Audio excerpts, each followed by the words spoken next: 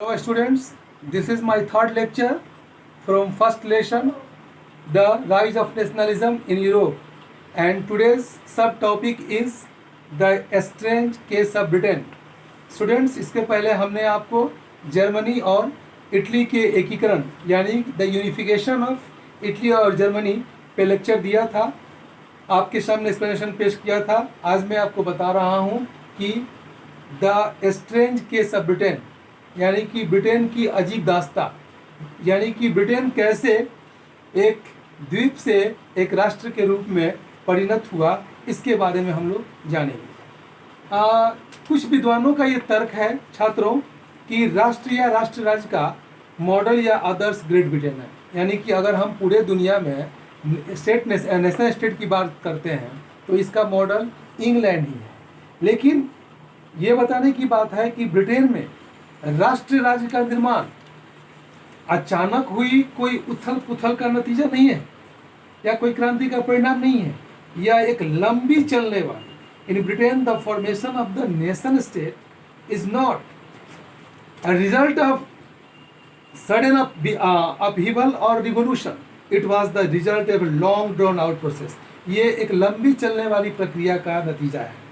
There was no British nation prior to the 19th century 18th century. देखा जाए तो 18वीं सदी में कोई ब्रिटिश राष्ट्र नहीं था, क्योंकि जो उन लोगों का जो प्राइमरी आइडेंटिटी है, प्राथमिक पहचान है, वो जो है वहाँ के लोगों की वो इस रूप में है जिसे हम लोग एथनिक कहते हैं, और इसमें कई तरह के लोग रहते थे, जैसे इंग्लिश, वेल्स, स्कॉट और आयरिश। इस 4 तरह के एथनिक लोग वहाँ रहते थे। एथनिक जिनकी अपनी एक सोच होती है, अपनी एक सभ्यता होती है, अपना एक कल्चर होता है और अपना एक कॉमन सेंस होता है सोचने का, काम करने का।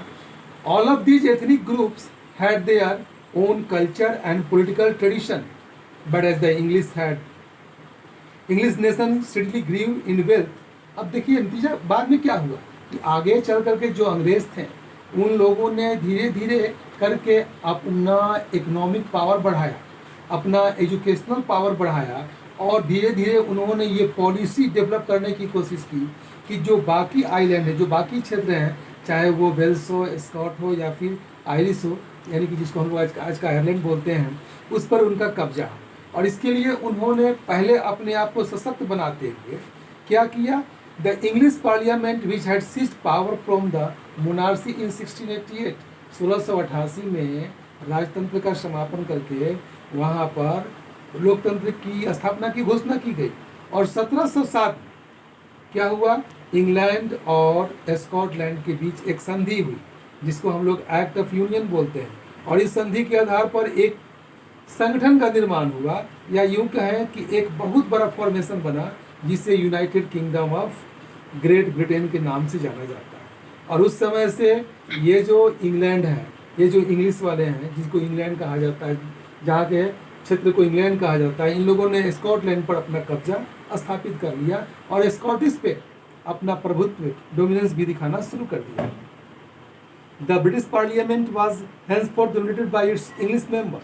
The growth of British identity meant that Scotland's distinctive culture and political institutions were systematically suppressed. अब जब ब्रिटेन का ग्रोथ बढ़ेगा, इंग्लैंड का ग्रोथ बढ़ेगा, तो निश्चित है कि जो भी कल्चर है, जो भी लैंग्वेज है, जो भी सोच है स्कॉटलैंड का, वो सब धीरे धीरे समाप्त हो जाएगा और स्कॉटलैंड पूर्ण रूप से ब्रिटेन यानी कि इंग्लैंड के हाथों में आ जाएगा। अब देखिए आगे क्या होता है। The Catholic clans that inhabited the Scottish island suffer terrible depression whenever they attempted to assert their independence. और जब कभी भी कैथोलिक समुदाय के लोग अपने आप को स्वतंत्र घोषित करने की कोशिश कर रहे थे, जब अपने आप को इंग्लैंड से अलग करने की जब भी उन्होंने कोशिश किया, तो इंग्लैंड वालों ने उन पर बल का, फोर्स का इस्तेमाल करके उनको उनके मकसद से दूर ढकेल दिया। The Scottish highlanders were forbidden to speak their Gaelic language or wear their national dress, and large numbers were forcibly driven out of their homeland. इसमें ये भी क्या किया गया, जरा सा आप ये भी देखें कि जो इंग्लैंड व्यवहार में एक ब्रितानी पहचान के विकास का अर्थ यह था कि स्कॉटलैंड की अपनी खास संस्कृति और राजनीतिक संस्थानों को योजनाबद्ध तरीके से दबाया गया। जो भी पॉलिटिकल इंस्टीट्यूशन थे उनको उन्होंने दबाने की कोशिश की। स्कॉटलैंड हाईलैंड्स के निवासी जिन कैथोलिक कुलों ने जब भी अपनी आज़ादी को व्यक्त करने का प्रयास किया, जो अभी हमने आपकी चर्चा किया कैथोलिक क्लास, यानी वे कुल जो कैथोलिक कुल के लोग थे, उनको जब भी उन्होंने अपने आप को स्वतंत्रता प्राप्त करने की कोशिश की, स्वतंत्र होने की कोशिश की, तो उनका दमन किया गया। स्कॉटिश हाईलैंड्स के लोगों को अपनी गेलिक भाषा बोलने या अपनी राष्ट्रीय पोशाक पहनने की भी मनाही कर दी गई, यानी कि उनकी आइडेंटिटी को पूर्ण रूप से डिस्ट्रॉय करने की कोशिश करी। उनमें से बहुत से लोगों को इस तरह से मजबूर किया गया कि वे उन्हें अपना वतन छोड़कर जाना पड़ा। आयरलैंड, अब चलते हैं कैथोलिक की बाद आयरलैंड की, आपको स्कॉटलैंड के बाद आयरलैंड की बात कर ले हैं। जिस तरह से स्कॉटलैंड का इन्होंने दोहन किया, इंग्लैंड वालों ने दोहन किया, वही हाल सेम टू सेम आयरलैंड के भी साथ हुआ। It was a country deeply divided between Catholic and Protestant. अब आयरलैंड में क्या था, और अभी भी है, आयरलैंड जो है वो पूर्ण रूप से क्रिश्चियन कंट्री है, लेकिन उसमें जो दो पार्ट है कैथोलिक और प्रोटेस्टेंट्स, वहाँ पर ये आपस में हमेशा संघर्ष करते रहते हैं। English help the Protestants of Ireland. अब जो ये अंग्रेज हैं ये प्रोटेस्टेंट का सपोर्ट करते हैं और चाहते हैं कि कैथोलिक कंट्री में प्रोटेस्टेंट का जो है साम्राज्य स्थापित हो। कैथोलिक जो है वो हमेशा अंग्रेजों के इस प्रभुत्व के खिलाफ जो है वो विद्रोह करते रहे हैं और उनका दमन भी होता रहा है। अब कई बार ऐसा हुआ, देखिए एक बार ऐसा हुआ कि उल्फ टोन जो वहाँ का एक बहुत बड़ा नेता था आयरलैंड का, उसने जब विद्रोह की तो उसके विद्रोह को दबाया गया और United Irishmen 1798 Ireland was forcibly incorporated into the kingdom in 1801। 1801 में ताकत के बल पर आयरलैंड को इंग्लैंड में मिलाने की कोशिश की गई।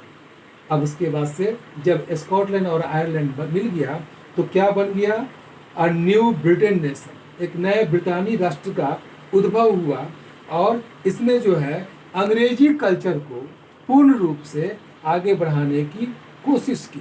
ब्रिटानी राष्ट्र का निर्माण किया गया जिस पर क्या हो गया, आंग्ल संस्कृति जो है वो हावी हो गई और उसका प्रचार प्रसार शुरू कर दिया गया।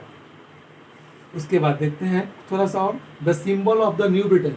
अब जब नया ब्रिटेन बना तो उसके क्या प्रतीक थे, द ब्रिटिश फ्लैग, यानी कि यूनियन जैक। अंग्रेजी झंडा को यूनियन जैक कहा जाता है और उनका नेशनल एंथम जिसे God save our noble king, उनका नेशनल एंथम है ये है। ये दोनों जो है वो न्यू ब्रिटेन नेशन के सिंबल बन गए।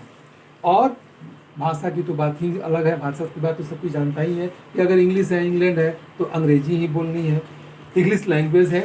ये काफ़ी जो है पुराने जो राष्ट्र हैं उनको खूब बढ़ावा दिया गया और पुराने राष्ट्रीय संघ में सहयोगी के रूप में ही रह गए, चाहे वो आयरलैंड हो या आपका स्कॉटलैंड हो, वो सिर्फ एक सहयोगी के रूप में रहे हैं। बाकी जो इंग्लैंड है, न्यू ब्रिटेन जो है वो काफ़ी आगे बढ़ता गया और एक नए नेशन का निर्माण हुआ जिसे इंग्लैंड कहा जाता है। थैंक यू छात्रों।